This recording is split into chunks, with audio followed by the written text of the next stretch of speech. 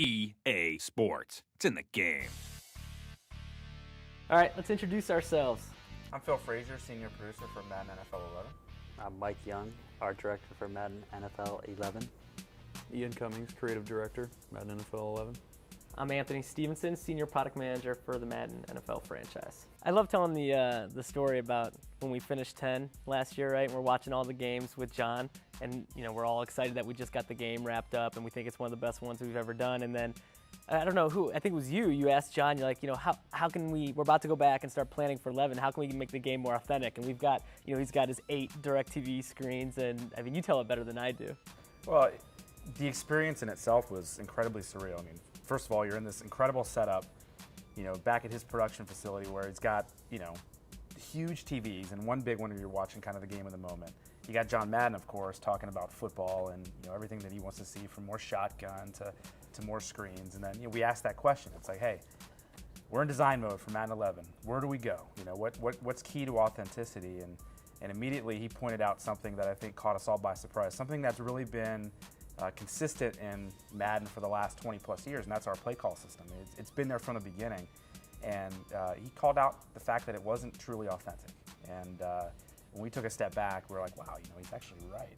The fact that we provide a user with 300 plus plays in any given situation is not how an NFL coach calls a play. And it was kind of a wake-up call for us, because we immediately came back to the office, started to do a prototype. We actually had one of our designers, John Taylor, he took play call out of the game. I mean, immediately just said, well, how stupid is this idea? That was the question we were all asking ourselves. We took it out of the game, and it was, again, that light bulb went off, and it was like, wow, there's actually something to this, and it snowballed from there. Yeah, I mean, that day was really the precursor for simpler, quicker, deeper, and I think, like, fans, when we say simpler, they freak out. Like, I don't want my game to be simpler, but when we went down to the owners meeting, we were talking with all the coaches, and I was asking them about game planning. I said, why that coach's sheet that you hold when you're calling plays, why do you guys do it that way? And he said, because we have to simplify it. We only have 40 seconds to make a play, and we have to choose the best play for that situation, for our personnel.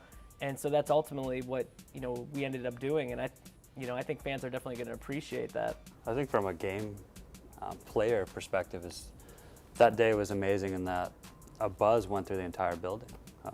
It sounds ridiculous, turn play call off, because every year we're like, how do we make play call easier or more authentic? Or every year we're trying to manipulate that, and I think we were kind of stuck in this kind of range, like, oh, there's 20 years of history, can't change too much.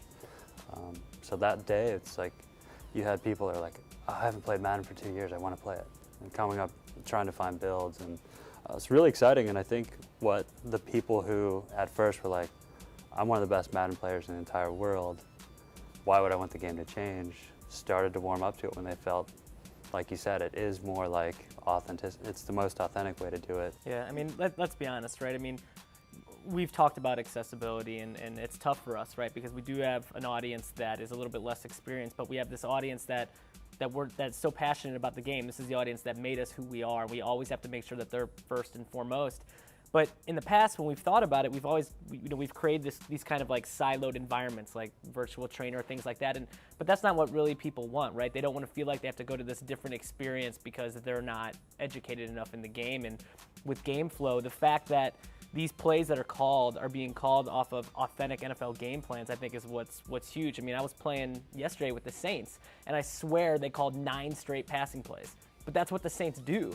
And you think about like the Patriots-Colts game last year, where on 4th and 2, the Patriots passed. I mean, that was a really big deal and a big moment in the season, but that's authentic to the way the Patriots play, and so that could very easily happen with GameFlow. But you touch on like the game planning aspect of it. I mean, I think that, for me, that's what the core is really going to gravitate to. Madden NFL 11, August 10th, in stores everywhere. Anything else, guys? No, man, we're done. We're done? It's a wrap? It's a wrap. It's a wrap.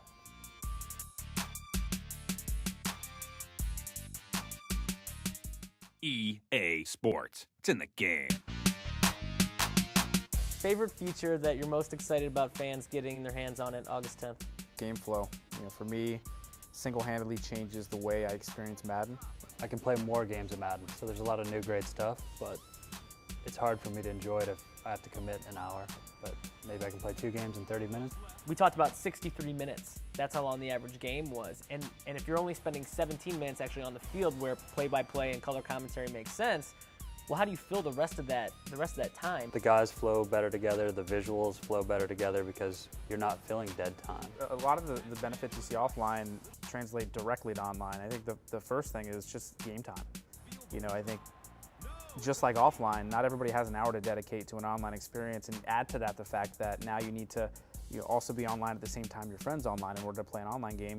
Having a shorter game experience makes that a lot more accessible to the broader audience. The coaching tips that actually, the on-field audio of telling you how to run the play. We've got you out of the gun to buy time. So Having that information right when you're lining up for your play and saying, look for this guy crossing here, that's something immediate and you're hearing it. Back in Madden 10 and before, there were times when I was almost panicked. I'm trying to pick the right play. What's my opponent going to do? Am I calling the right situation? Then I'd get out there and I'd have to worry about execution. Now with GameFlow, I like execution. I just like knowing what am I supposed to do? How am I going to get this done? And I can just focus on running the ball or passing the ball, trying to hit my receiver. It's actually very, very nice. We'll have help over the top from a safety on this cover 2-man zone. So it's kind of that good balance of the guy that just wants to skip through, have the coach call his play for him, hear it in his headset, this whole totally different Madden experience that's like being on the field, and he finishes his game in 20, 30 minutes. That's killer. For our core fans that are really so focused on, what are you doing to gameplay? I mean, they're gonna freak out when they see locomotion. Locomotion is what drives every player. It's how they move, it's how they run. The running back is turning to avoid contact, and to be able to do that now with the sticks and kind of get that leaning and that balance into the running game. I mean, to me, it makes running backs way more explosive and elusive.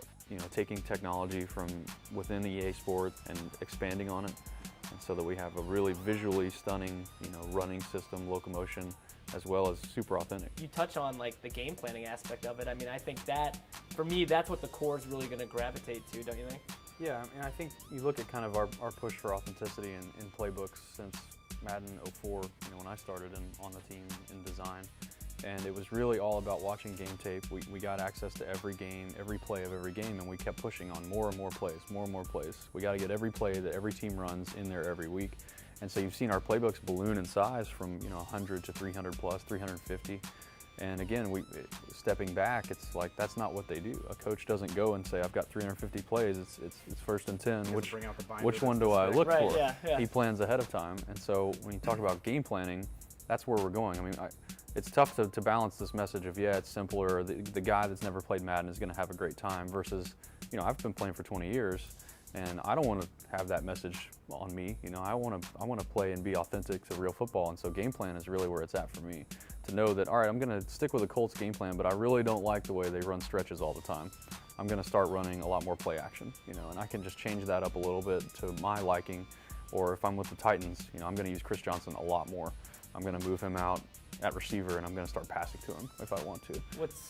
What's cool is I was talking to those guys, and I was talking to Coach Fisher about Chris Johnson, how he uses them, and he said, last year when he started off so hot, they went to Vince, they had to change up that game plan. And what's really neat is I was asking them, what are the different situations that you have on that play sheet? And they all had the same ones. It's all about red zone. First, they call them openers. So 1st and 10, 2nd and mid-range, 3rd and long. And so to have all those, I mean, I think we have 24 key game situations that you can take up to 15 plays and put against it. And the idea of being able to weight them so that whatever your money play is, quote unquote, that's the play that's going to be called for you more often. I think that's huge because that's what he was telling me. He's like, every week we figure out, man, this play's really working well. And so they might tweak it, but they certainly move it up into their kind of priorities for those key situations. I think you see a lot of more seasoned gamers is they find plays that work and they call them over and over and over again.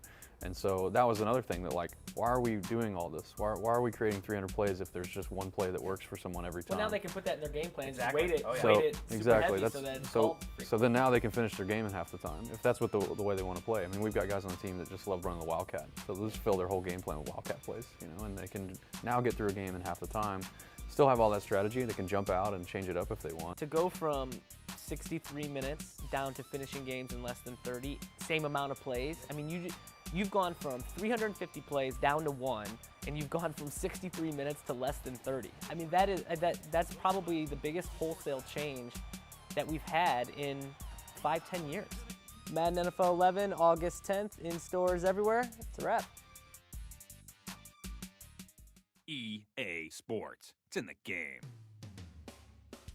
You know, last year was it was everything you see on Sunday, and you know, this year taking it to the next level. What was sort of how were you thinking about it from a presentation standpoint? I think you kind of said it, everything you see on Sunday. So I think we forgot that it all has to play well together. We had banners, we had guys injured on the field, we had coach handshakes after the game, stuff we'd never had in Madden before. But what we didn't do was pull it all together with the audio in mind. And that stood out in our reviews, and it stung. It was like, this presentation was great, except they forgot the audio. Yeah. Taking a step back, we really looked at, this has to be one of the most important parts of the game, and we have to think about it, put more people towards it, hiring professional writers, guys that had broadcast experience in play-by-play, guys who have worked at writing other game stuff. Putting that type of effort into it and then thinking of it as a cohesive presentation instead of, hey, fire some random stuff that you would see on Sunday.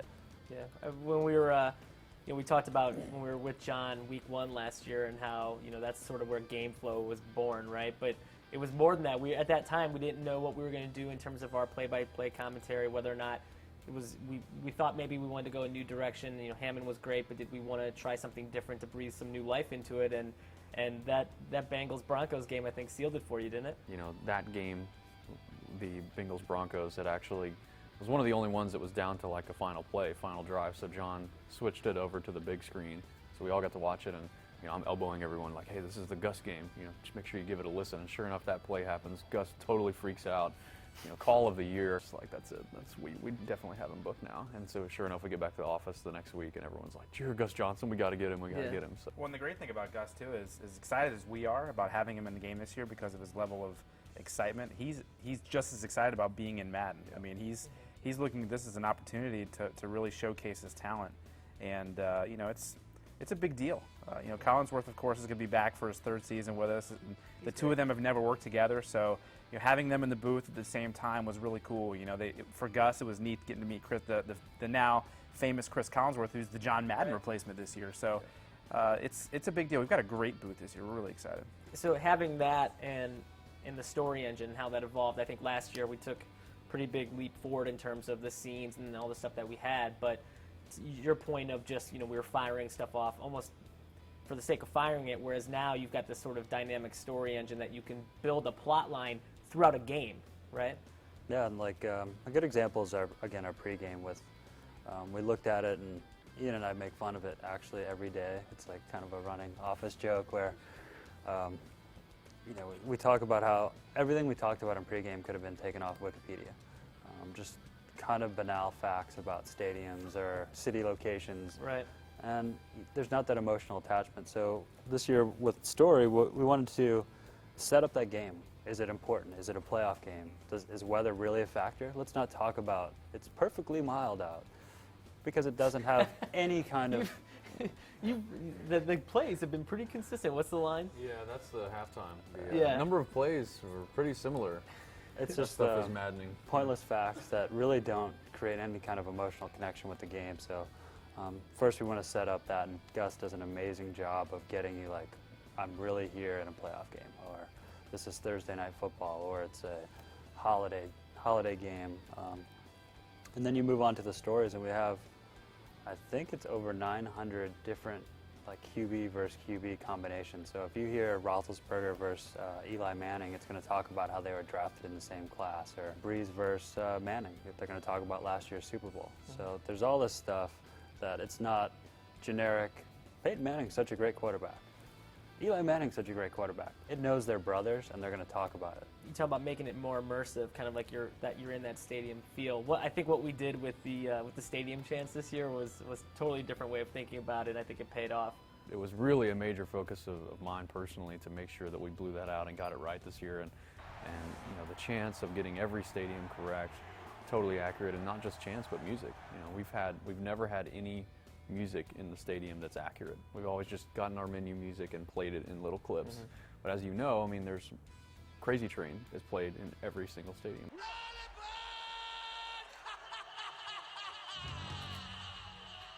there's anthems, Rock and Roll Part 2, Gary Glitter. You know, you hear that everywhere. And so we went out and Phil, you know, worked on licensing these super, you know, recognizable songs so that playing your Madden game feels like this kind of great mix of being there as well as watching a broadcast, and that's what we were really going for. We even went to the next extra step of actually having the crowd chant to the music in some of those cases, which is a really nice effect. Yeah. What's your favorite chant?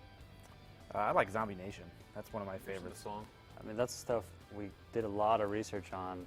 What plays after the Steelers score a touchdown? What do they play at kickoff? So Zombie Nation, guys like Heath Miller catch the ball and you hear Heath. And it's not just the broadcast experience, because if you actually listen, rarely do you pick up that Vikings horn during a broadcast. So we wanted to deliver the experience of, we give you broadcast, but you actually feel like you've been to the stadium. It wasn't just a recreate what we see on TV. Madden NFL 11, August 10th, in stores everywhere. It's a wrap. EA Sports. It's in the game. For that rookie player less experienced is just picking up the game, is using GameFlow to learn the game and the coaching tips. This notion of being able to be successful by just using the sticks and not having to remember, oh, X is Y and it does this and this is how I spin, and it reduces that button dependency and that kind of barrier to entry. But for that more experienced player with the locomotion, being able to just break people's ankles with the juke left, the juke right, and how responsive and fluid it is with the branching animation, I mean, to me, that's going to pay dividends for both sides of the house. Yeah. It definitely feels more at the moment where you think I'm going to juke versus trying to time some kind of pre-canned animation. So it does feel more like you are empowered to be, you know, a Chris Johnson making a juke in the backfield and then taking off because it's instant. The kind of third part of that equation is this, you know, notion of like real assignment AI, and you know, plainly the way I explain it is your guys do what they're supposed to do, especially when you're talking about the offensive and defensive line. I mean, do you think that's something that the core guys are going to pick up like immediately? Yeah, without a doubt. I mean, a running play, I can't even count. A sweep play in Madden for the last 10 years has been a crapshoot, you know. And so to now actually have your pulling guards get out there and hit guys and know ahead of time, you know, you can pull up your play art and see who they're going to go get. It's so rewarding. It's such a great feeling finally to have that, where sometimes they'll get them before, sometimes they wouldn't. There's nothing more frustrating than having a blocker out in front, one defender, and he runs right by him. He runs right by him. Well, you get the jazz hands, right, when they're just like this. Jazz hand. So to have that fixed, I mean, core, or if you've been playing for 20 years, or if it's your first year, it's a huge improvement. And even the double teams, right? Yeah, to be able to get through. I mean, that logic of knowing what their assignment is, I think, is a game changer. Yeah, obviously scoring touchdowns. There's a lot of big moments in Madden, but one of the moments that we haven't been able to replicate very well in the last couple of seasons is literally just being able to follow a blocker. Yeah, it's actually quite rewarding when you have a guy running ahead of you, he makes a block, you bounce to the outside, or you go inside based on the direction. See it. Yeah, You're not slamming down turbo you right feel away. like you're really waiting. executing a football game at that point. I mean, it's a nice feeling. And you need to have patience sometimes. You don't just run full speed all the time. You That's when the wait sprint for comes things back to into happen. play. Right, that's when but it feels like the trenches are a lot more ratings driven now.